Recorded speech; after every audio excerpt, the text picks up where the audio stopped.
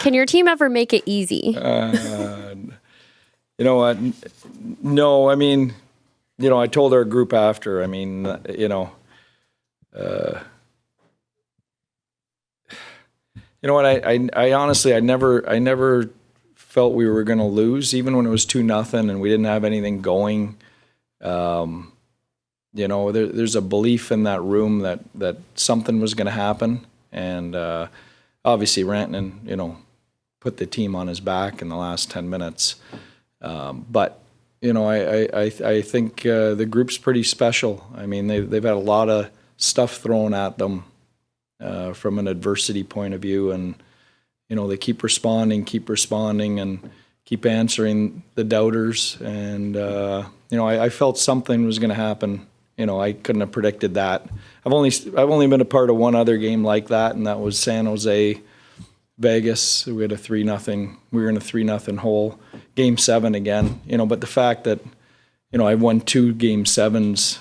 I've been a part of 2 Game 7s on the right side of that type of game is just it's crazy. It's you know, memories for a lifetime. Hey Pete. Hey. I know you have said you don't like to, you know, let your mind go there, but when you traded for Ranton on trade deadline day, is this kind of what you envisioned? And just what was it like to watch him take over the game like that? Yeah. Well, you know what, he took over, let's be honest, he took over the series, you know, the last 3-4 games. You know, he just decided that, you know, that we were not going to go home, you know, and we were not going to lose. And I think it started then. But, I mean, that what you witnessed there was special. I mean, you know, this is the best league in the world against one of the top 5 teams in the world. And, you know, what he did there down the stretch was special. Just to follow up on that, Pete, you know, the trade deadline over the years, we've been around a long time. It's kind of an inexact science experiment. Some guys just come in and fit, and other guys need a lot of time. I kind of feel like Mikko's in between. It did take some time, but it feels like he's arrived here. Yeah, I think it's safe to say he's arrived. How does that, in your eyes, how does that work? Yeah.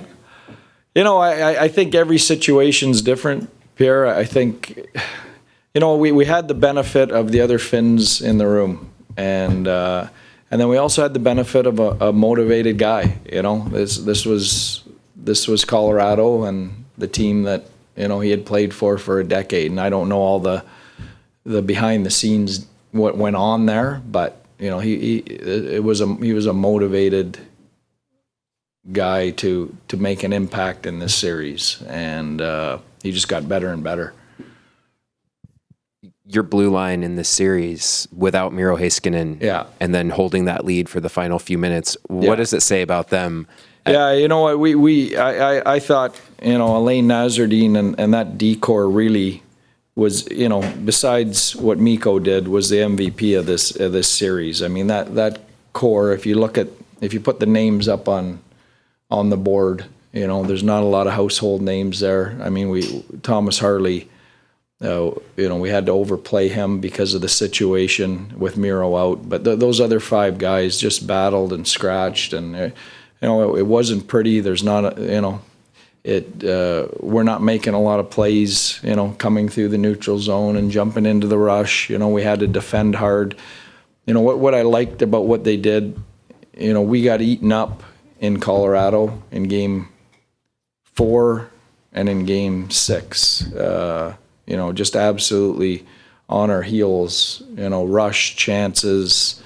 And, you know, they responded. They locked it down tonight, and they gave us a chance to win. You know, they made them earn the 2 goals they got. They got one a shorty and one on a 6-on-5.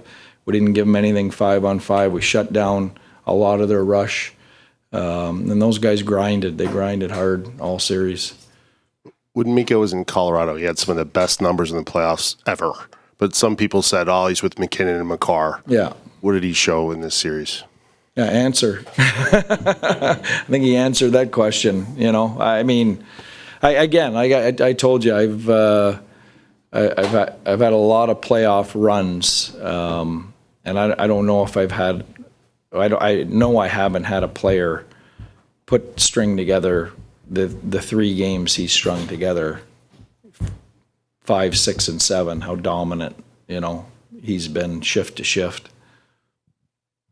Just what do you think of Jake? Obviously tonight, and then in the whole series. Yeah, Jake was great. You know what? He bent but didn't break.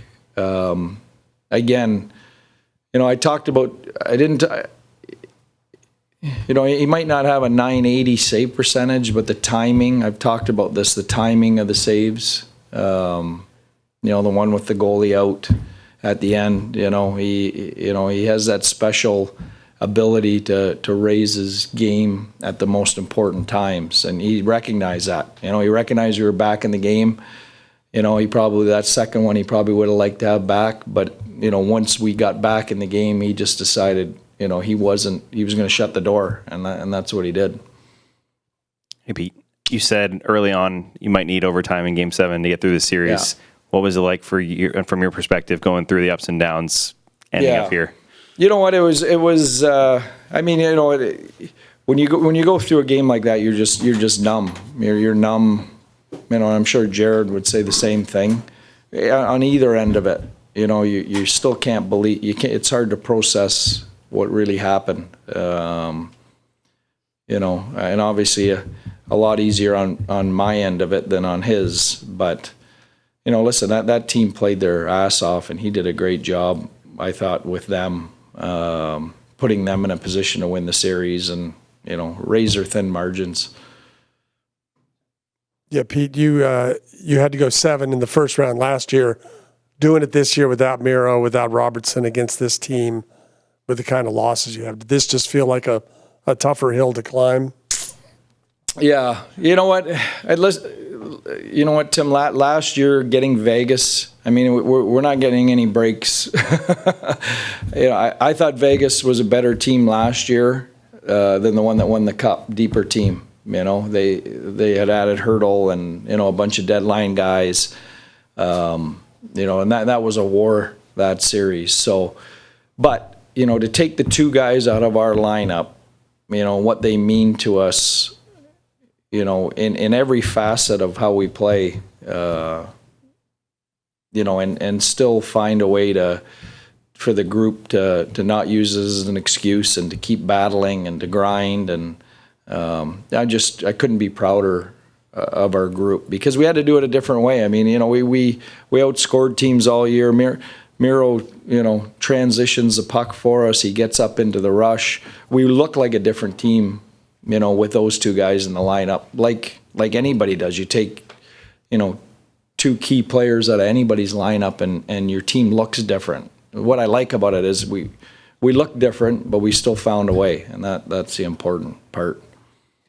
Pete, we know 9-0 now in these Game 7 situations. We know they're not all equal. This one you had to come back. The last 2 years you didn't have to come back from a deficit. Outside of leaving the arena with a win, what have been the common threads in the 9 games? Yeah. I think I've said this. I didn't realize it, but I think I read something today that I think 7 of them. I remember one on the road in Florida, double overtime. I think 7 of them have been home games, and 1 in the bubble, maybe. I thought I read. So that's real. And I've talked about the importance of Game 7s at home, and the home crowd and the energy they bring. I don't believe we win that game if we're not playing at American Airlines in front of the Dallas fans. The juice they gave us down the stretch there was huge. So that's a big part of it. You don't get a lot of time to celebrate this one. Looking to the next round, regardless of who you play, is there a belief in this team that you can pretty much take on anybody now that you've gotten past Colorado? Well, you like to think so. I think there's something special going on. We need to get those guys back. But you like to think so. It sure doesn't feel like we've only won 1 round. We're just getting started. Because that was an absolute, gauntlet of a series. So, we'll regroup. But I believe there's something special going on. Hey, Pete. I believe Wyatt Johnston has scored in every Game 7 he's played in his career, and 2 of those goals are clinching goals. Yeah. He's so young. What allows him to be so clutch in those situations? So clutch. And I don't know if you saw the replay, but the pass jammed him, and he put it in the skill to make that shot at that time of the game. At that age, he's got that. He's special. He's a special player, and he wants to be in those situations, and he rises to the occasion. You can't teach that stuff. Two more questions, Mac, and then Jonathan. Coach, we've made a big deal about you not having Miro or Jason. Should we expect to see them in games 1 or 2? I don't know. I consider them both day to day now, but there's still some hurdles. So I think it depends when we start the series, how much time we have between now and game 1. So I'll have a little better idea as we get closer. I believe you're going to see them both play in the second round. I don't know whether it's going to be game 1 or game 3 or game 5. Hey, Pete, this is a good ender for you. It was almost exactly a year ago that you guys won Game 7 against the Knights, and you said you already had about 2 to 3 beers when you came out to talk to us, and that you could get a lot done in 40 hours because the Avs are going down. Question is, how many beers have you had so far tonight, and how much can you get done in 48 hours? I haven't had a beer yet, but you guys are holding me up from getting one here. I'm definitely having one tonight. I can't imagine. The players are exhausted. As a coaching staff, that's an exhausting experience too. But I'll replenish my fluids here and get back at it.